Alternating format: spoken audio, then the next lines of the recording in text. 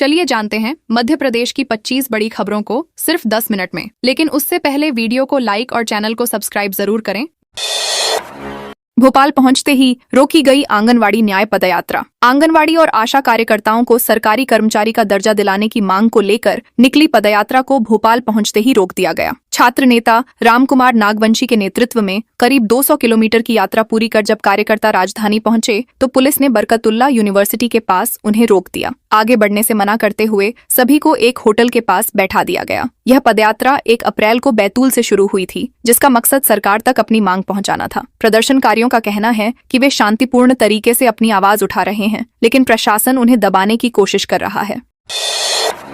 नीमच में महात्मा ज्योतिबा फुले जयंती पर निकली वाहन रैली। नीमच में समाज सुधारक महात्मा ज्योतिबा फुले की जयंती पूरे उत्साह और धूमधाम के साथ मनाई गई। फुलेरिया माली समाज नवयुवक मंडल के नेतृत्व में भव्य वाहन रैली निकाली गई, जिसमें बड़ी संख्या में समाज के लोग शामिल हुए। कार्यक्रम की शुरुआत प्राचीन श्री सांबलिया सेठ मंदिर से हुई, जहां फुले और भगवान के चित्रों पर माल्यार्पण किया गया। इसके बाद डीजे और भजनों के साथ रैली शहर के विभिन्न मार्गों से गुजरी। युवाओं और बुजुर्गों ने हाथों में धर्म ध्वजा लेकर अनुशासित ढंग से भाग लिया। पीएम आवास की किस्त के लिए मांगी 10,000 रिश्वत। सीहोर जिले के इछावर क्षेत्र में प्रधानमंत्री आवास योजना के तहत रिश्वत मांगने का मामला सामने आया है। ग्राम दीवढ़िया के निवासी राम सिंह वर्मा ने आरोप लगाया है कि पंचायत सचिव केशव मिथिल उनसे आवास की किस्त जारी करने के बदले 10,000 रुपए मांग रहे हैं। पैसे देने से इनकार करने पर उनका आवास निरस्त करने की धमकी दी गई। पीड़ित ने एसडीएम को ज्ञापन सौंपकर न्याय की गुहार लगाई है। मामले की गंभीरता को देखते हुए प्रशासन ने जांच शुरू कर दी है और दोषी पाए जाने पर कार्रवाई का आश्वासन दिया है। यह मामला सरकारी योजनाओं में भ्रष्टाचार की पोल खोल रहा है। इंदौर में महामंडलेश्वर ने ली 72 घंटे की भू समाधि। इंदौर के तिल्लौर शिवनगर मार्ग स्थित संकट मोचन हनुमंत मंदिर में एक अनोखी आध्यात्मिक साधना देखने को मिली। महामंडलेश्वर राजगुरु महाराज ने श्रद्धालुओं की मौजूदगी में 72 घंटे की भू समाधि ली। वे दोपहर 12:45 पर भगवान हनुमान की प्रतिमा लेकर करीब 7 फीट गहरे गड्ढे में उतरे और तपस्या शुरू की। उन्होंने बताया कि 13 अप्रैल को इसी समय वे बाहर आकर श्रद्धालुओं को दर्शन देंगे। इस मौके पर मंत्री कैलाश विजयवर्गीय भी मौजूद रहे। बड़ी संख्या में भक्त इस अद्भुत साधना को देखने पहुंचे। यह आयोजन क्षेत्र में आस्था और आध्यात्मिक विश्वास का केंद्र बना हुआ है। देवास मिनी सुपर कॉरिडोर का विरोध, किसानों ने किया हंगामा। देवास में प्रस्तावित मिनी सुपर कॉरिडोर परियोजना के खिलाफ किसानों का विरोध तेज हो गया है। जैसे ही प्रशासन जमीन चिन्हांकन के लिए मेढकी चक और नागूखेड़ी के बीच पहुंचा, बड़ी संख्या में किसान वहां जमा हो गए और नारेबाजी शुरू कर दी। स्थिति तब तनावपूर्ण हो गई जब एक किसान जेसीबी मशीन के सामने लेट गया और काम रोक दिया। किसानों का कहना है कि उनकी जमीन जबरन अधिग्रहित की जा रही है और उन्हें उचित मुआवजा नहीं मिल रहा। विरोध के चलते प्रशासन को काम अस्थायी रूप से रोकना पड़ा। इलाके में तनाव को देखते हुए पुलिस बल भी तैनात किया गया है।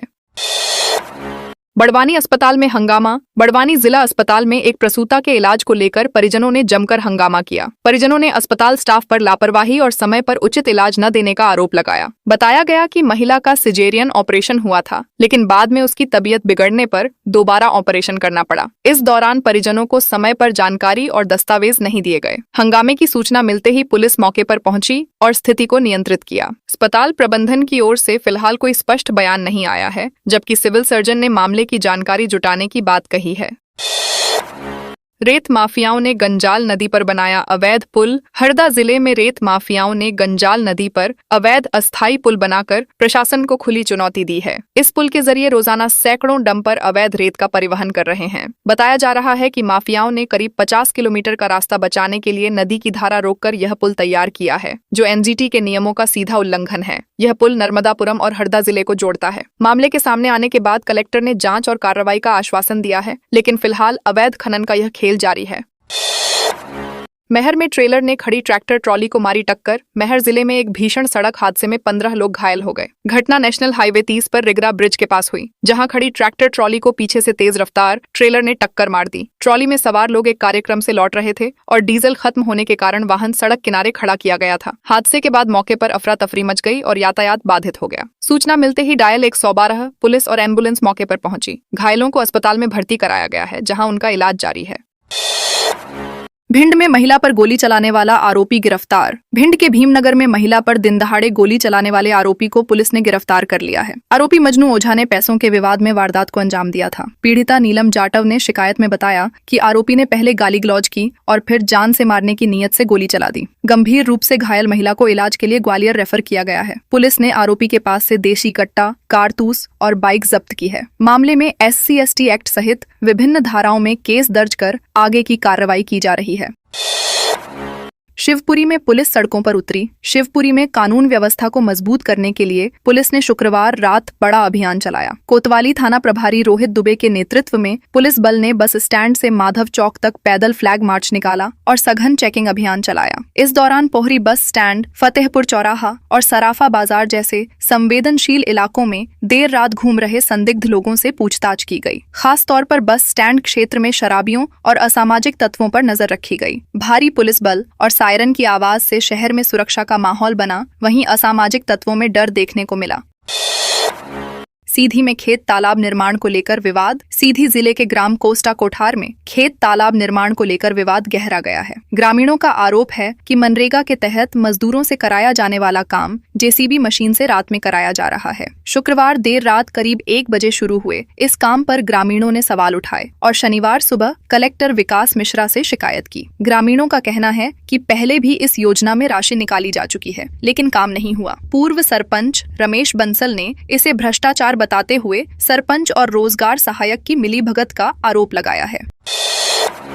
सतना में ज्वेलरी कारीगर ने की आत्मदाह की कोशिश। सतना के लक्ष्मण मार्केट में शुक्रवार शाम उस वक्त हड़कंप मच गया जब एक ज्वेलरी कारीगर ने खुद पर पेट्रोल डालकर आत्मदाह की कोशिश की। मौके पर मौजूद व्यापारियों ने तुरंत उसे बचा लिया। कारीगर शिशिर बंगाली ने आरोप लगाया कि कमल बंगाली नामक व्यापारी ने उससे करीब 800 ग्राम सोने की चेन ली, लेकिन न तो वापस कर रहा है और न ही पैसे दे रहा है। वहीं आरोपी व्यापारी ने सभी आरोपों से इनकार किया है। बताया जा रहा है कि दोनों पहले साथ काम करते थे, लेकिन कुछ समय पहले अलग हो गए थे। मामले को लेकर सराफा बाजार में तनाव का माहौल बना हुआ है।